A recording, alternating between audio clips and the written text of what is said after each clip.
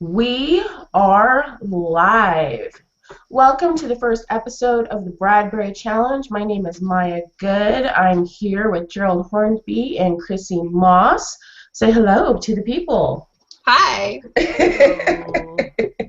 Since this is our introduction episode and the year has just started, we are going to tell you a little bit about what the Bradbury Challenge is going to be and about ourselves. So for this podcast, what us three insane writers are going to be doing this year is we are going to be taking on the Bradbury Challenge. Ray Bradbury once told a group of young students that he recommended, in addition to reading a poem, an essay, and a short story a day, he recommended they write one short story a week because you can't write 52 bad short stories. So that is the part that we're going to be doing, writing a short story every week. So we're going to try to prove him wrong, right? I'm going to try to prove him very right. Okay. Bad stories. So, you know what? For people that haven't been with the Literary Roadhouse, they may not have met any of us, but none of us have met you. So, Chrissy, why don't you tell us a little bit about yourself? I am a writer. Go figure. I've actually written a lot of short stories. So the first year I started publishing, I wrote 22 short stories, published them all, and a few novellas, and and I've started doing novels, which I'm doing the third in my trilogy this year, early this year, and yeah. 3 And the name of that trilogy would be? The Witches trilogy. It's Witches Sacrifice, Witches Curse, and Witches Stand, which will hopefully be out in February sometime. Wow, that seemed to happen so fast. I'm so happy and proud for you. Like 3 to 4 months in between each one, and I'm actually. And that first one took a really long time, right? Well, that's because the first one I wasn't writing one; I was writing all 3. Because I started writing a novel and accidentally wrote a trilogy instead. I'm not quite sure how that happens. Yeah. That's awesome. And how about you, Gerald? Writing, Chrissy? What was that? How long have you been writing? Since I was 7 years old, so 30 years. Okay. That's a long time. That's sufficiently long. Yeah, I actually have binders with my old writing from when I was really little. So poems and some of the little stories I wrote could easily be children's stories, and I've been thinking of adapting them. You know, polishing them up. Great idea. Now, Gerald, our listeners, at least the listeners to our other podcasts, know of you as a reader. But this is like a whole nother hat you're wearing on this show. So why don't you tell us a little bit about you and your writing? Yeah. Like Chrissy, I wrote a bit at school, loved writing, but then work and family and all that sort of stuff seemed to get in the way. And 2003, I suddenly thought, I like writing. I'm going to take up this writing luck seriously. So I started learning how to write short stories. I wrote a lot of short stories, flash fiction, entered competitions, did all that. I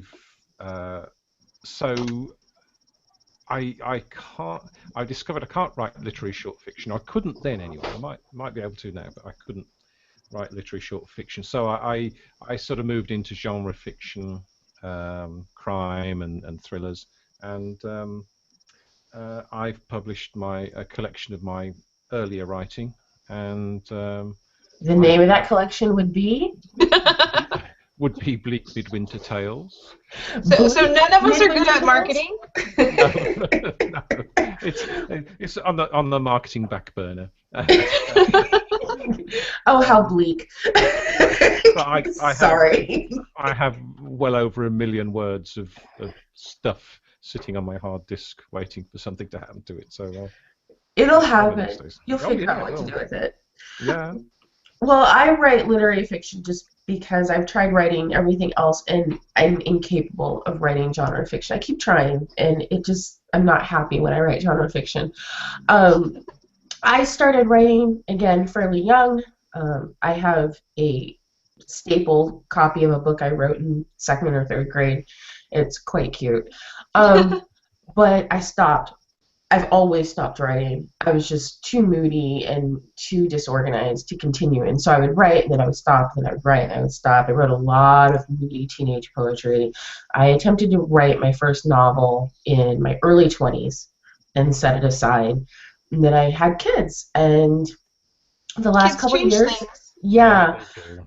they do. And I didn't really write. I wrote poetry. I read a lot. And I thought about writing. And then I started gradually, the writing started creeping back in right around 2007. And it got much more serious the last 2 years as I prepared for the empty nest. All of a sudden, all those old desires I always had start creeping back in because it's like, I'm You free! can do things. Yeah. Yeah, they're human and they can feed themselves.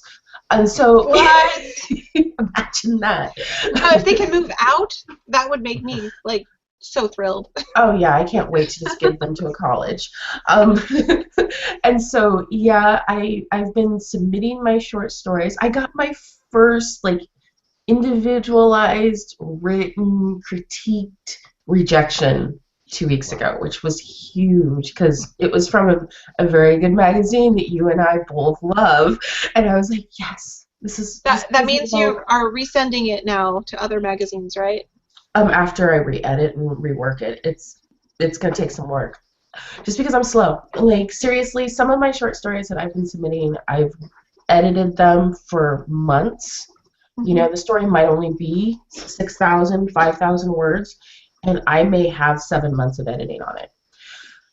Wow. Yeah, which is, I mean, and that's, you know, it's not constant, but it's a little bit of work on it every single week for 7 months on a short story in order to get it to publishable condition, which obviously it's still not. So, what is your guys' goal for being on this show and on the Bradbury Challenge? Like, what made you decide that writing a short story a week sounded like a not insane idea? Oh, I'm completely convinced it is a very insane idea, but you know, I'm good with insane ideas. So, I suppose I did the 22 short stories the first go around, and finishing a project is really encouraging to get more out. So the more I finish, the more I want to write.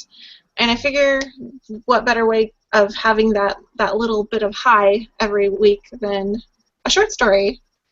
Oh, totally. So Yeah. novels take a long time, and then you get 75% through, and you're like, ugh, please just be done. Oh, totally. How about you, Gerald? Yeah, I've been for the past few years, several years. I've been writing longer fiction, so trying to write novels, writing novels, not being happy with novels, and I've totally ignored short fiction, apart from one or two little bits and pieces. So I really want to get it back into short writing, and I think most of it will be genre, horror, supernatural, sci-fi, that sort of thing. But I have ideas for collections later on in the year that I'd like to put together. So yeah, I just want to get back to writing short stories. Yeah, for me, I'm editing 2 novels, and they're both messy and they're both literary fiction. And if you extrapolate that it takes me 7 months to edit a 5,000 word short story, you understand the issue I'm having with these novels. So, like Chrissy said, that feeling of completion, it's like candy. It's like a little shot of heroin in a sea of hell. So yeah, I'm hoping that by writing a short story every week, I'll be able to keep the motivation going to keep editing and not feel so lost and pointless that I'm never going to finish. But also, since I'm not self-publishing my novels, I really do need to have some credits to my name. And the easiest way to get published is to write more stuff. Backlog. So, yeah, I need to have lots of short stories to send out en masse because ideally I would like to have at least 3 published in magazines before I start querying my novels. Yeah.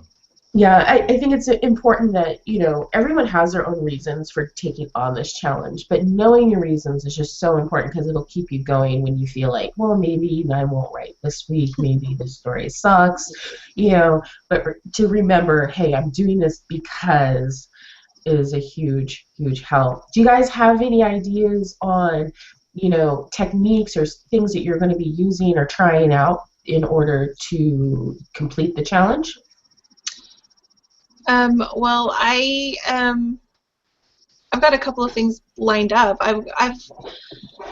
So I have a series of short stories that I have available for me. So if I have an individual plan, I would probably do that for the week, and then I will go back to my series of short stories.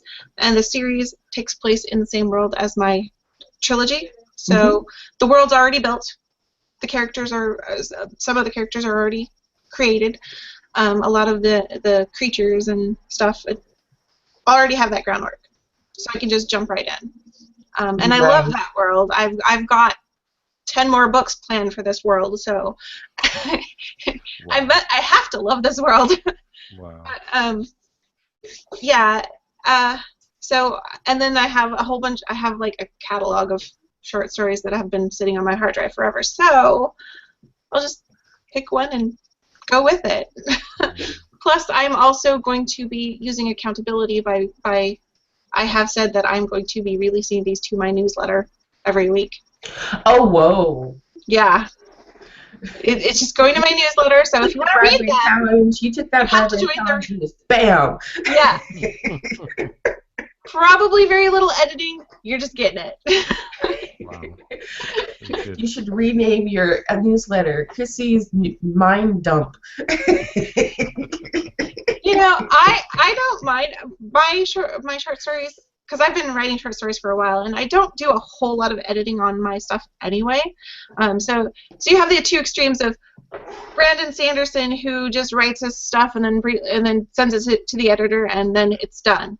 Or you have Patrick Rothfuss, who agonizes over his novels for years before he ever releases anything. And I'm kind of more Brandon Sanderson. So I know I need an editor. So there is that part, but the actual writing, it's 75% there when I'm done. So nice. I'm good with it. I need the grammar and stuff tightened up, and I'm okay with that. Giving it to my newsletter it's not publishing it, so I'm okay. Good point. Yeah. Yeah, I couldn't do that. My drafts are really messy. I grew up during that time when they were changing from whole language, from like doing phonics and stuff, and so there was this whole idea in the American school system that we don't need to teach kids grammar and spelling because if they read a lot, they'll naturally pick it up. And so there was that going on, and I was moving schools a lot, like every couple months I was in a new school. So I literally didn't learn where a comma went until like 9th or 10th grade French. I have spent the last decade trying to learn grammar. And so I've turned into a grammar nerd. But on the downside is because I didn't learn it till later, like I can look at a page that's full of errors, and if it's my work, or even if it's somebody else's, I literally won't see it. I can stare a missing punctuation mark in the face, and it doesn't exist. But right. I know it's supposed to be there. And so there's that going on. But also, because of the type of fiction I write, I tend to write very sparse anyway. And then during my editing, I start cutting like crazy. I cut probably 20% of my words in editing, and then I spend the rest. I probably spend 3 or 4 passes making it readable because of the grammar issues and just typing issues, and then I spend probably another, 50% over that, adding in resonance, adding in nuance. All that crap that we say makes literary fiction such a pain in the ass. Yeah, I probably spend an additional 50% doing that, and it's not enough, but it's getting there. And so sending out my rough drafts are practically like not even. My rough drafts are like so not even in the realm of readable compared to my finished drafts. It's like a completely different story. But as far as like, Gerald, do you have any techniques that you're planning on testing out or Yeah, using? yeah. When you first sort of brought up the idea, one thing I wanted to do. There's an album cover from a band years ago that featured a painting that I think is called the 12 Archetypes. So it's 12 different types of people. So I had this idea to have 12 people, 12 separate stories linked together somehow. Oh, Um, fun. that's my sort of standby. And in the meantime, I had another idea for a story, so I've done a draft zero of that. Mhm. But this other project's still there, and so for the second week, I'm going to be writing the first one of those. So. Yeah, I would like to finish my Messed Up Children series. It's pretty much it's based on the idea that the innocence of children is lost on the children. But I would like to also write. I tend to write a lot of work with a lot of messed up kids, and so I would like to write some adults for a change. Um, I What? have, yeah, imagine that. I would like to write what happens to the messed up children after they grow up. I have a couple things that I have a notebook that I know as I write more ideas for stories, I'm going to come up with more. Like, once you prime that pump, they start flowing. And so I'm keeping a white notebook near me at all times. And anytime I see an idea, anytime I see interesting people arguing in public, whatever, I'm going to write it down and for further use. I'm also, I took a great flash fiction course ages ago, which totally is applicable for all short fiction. And we should say the definition of short fiction is usually up to 7,500 words. After 7,500 words, they start being called novellas or novelettes or whatever.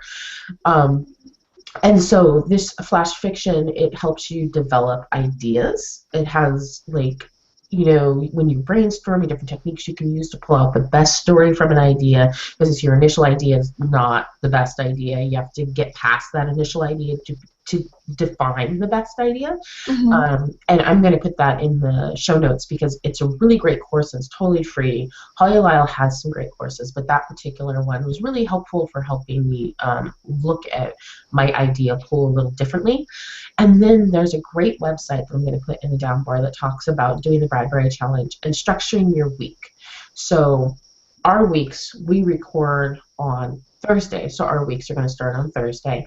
And how you structure, coming up with your idea on Thursday, writing the first third on Monday, editing on Wednesday or Tuesday or whatever, and creating like a regular cyclical pattern that your body and your mind get used to. I think I'm going to give that a try for a couple weeks and see if I can make that a habit, because I'm way too unstructured and not focused. Otherwise, what's going to happen is every Wednesday night I'm going to be trying to write a short story. What is the structure you talk about? It's this thing that supposedly makes life manageable and easier. I don't know. I have never heard of it. I know.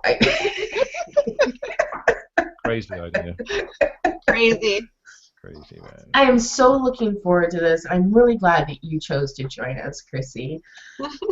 Was there anything else that you wanted to touch on before we reconvene next week after writing our first week's story? No, I think we covered everything.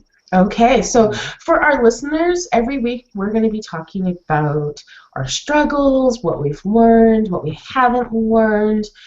For you insane writers, if you want to share a small piece, you can. We're also going to be sharing writing prompts.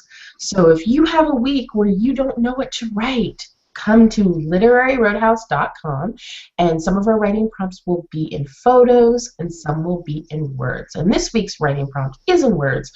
I saw a great movie called The Way We Are. It's a really messed up novel. It's a really messed up artsy movie about cannibals. Oh, and perfect. about family secrets. So your writing prompt this week is to write a short story about a family with a secret. So think of a family secret. And that is your writing prompt this week if you don't know what to write. And to find all of the Literary Roadhouse podcasts, which include the monthly book club and the weekly short story discussion podcast, go to literaryroadhouse.com. I think we did it. Yeah. First episode in the can. Are you ready for this? Yeah. I feel like I should be singing like 90s hip-hop music. Are you ready for this? Dun, dun, dun, dun, dun. Are you going to take us off live? Oh, I just did that on air, didn't I?